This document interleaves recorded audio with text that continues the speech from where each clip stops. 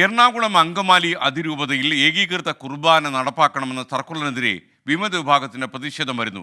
അൽമായ മുന്നേറ്റത്തിന്റെ നേതൃത്വത്തിൽ വാഴക്കാല സെന്റ് ജോസഫ് പള്ളിയിൽ സർക്കുലർ കത്തിച്ചാണ് പ്രതിഷേധിച്ചത്. ഇന്ന് കുർബാനയ്ക്കിടെ സർക്കുലർ വായിക്കണമെന്നായിരുന്നു major archbishop Mar Raphael തട്ടിലിന്റെ നിർദ്ദേശം.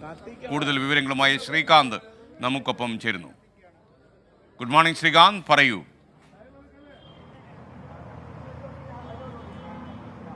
എസ് കെ, ഞാനിപ്പോൾ നിൽക്കുന്നത് എളംകുളം ലിറ്റിൽ ഫ്ലവർ ചർച്ചിന് മുന്നിലാണ്. ഇവിടെയാണ് ഇപ്പോൾ ഈ ഏകീകൃത കുർബാന, ഈ കുർബാന തർക്കവുമായി ബന്ധപ്പെട്ട പ്രശ്നം ഇപ്പോൾ നടന്നുകൊണ്ടിരിക്കുന്നത്. നിലവിൽ ഇവിടെ സർക്കുലർ കത്തിച്ച് പ്രതിഷേധിക്കും എന്നുള്ള വിവരം ഈ അൽമായ മുന്നേറ്റം കഴിഞ്ഞ ദിവസം തന്നെ വ്യക്തമാക്കിയിരുന്നു.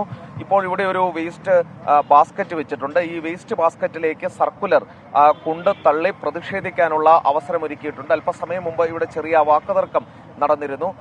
ഈ വേസ്റ്റ് ബാസ്ക്കറ്റിലേക്ക് സർക്കുലർ കൊണ്ട് ഇടുന്ന വിഷയവുമായി ബന്ധപ്പെട്ട് വാഴക്കാല പള്ളിയിൽ, വാഴക്കാല സെന്റ് ജോസഫ് ചർച്ചിൽ സർക്കുലർ കത്തിച്ചുള്ള പ്രതിഷേധവും അല്പസമയം മുമ്പ് അരങ്ങേറുകയുണ്ടായി. ഈ എറണാകുളം അങ്കമാലി അതിരൂപതയിൽ ഏകീകൃത കുർബാന നടപ്പിലാക്കുന്നത് സംബന്ധിച്ചുള്ള സർക്കുലറിനെതിരെ വിമത വിഭാഗത്തിന്റെ നേതൃത്വത്തിലാണ് പള്ളികളിൽ പ്രതിഷേധം സംഘടിപ്പിക്കുന്നത്.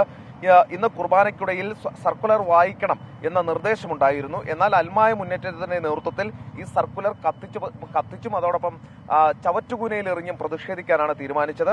അതേസമയം വൈദികർ സർക്കുലർ വായിക്കാത്ത പള്ളികളിൽ സ്വയം സർക്കുലർ വായിക്കും എന്ന് ഒരു വിഭാഗം വിശ്വാസികൾ നിലപാടെടുത്തിട്ടുണ്ട്.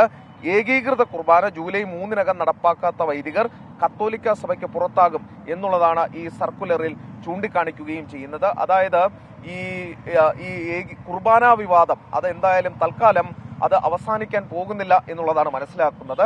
അത് ഈ പള്ളികൾ കേന്ദ്രീകരിച്ച്, ആരാധനാലയങ്ങൾ കേന്ദ്രീകരിച്ച് ഇപ്പോഴും ആ പ്രതിസന്ധി തുടരുകയാണ്. ലിറ്റിൽ ഫ്ലവർ ചർച്ചിൽ ഈ സർക്കുലർ ചവറ്റുകുട്ടയിലേക്ക് എറിഞ്ഞുള്ള പ്രതിഷേധമാണ് നടക്കുന്നത്. Okay, thank you Srikanth.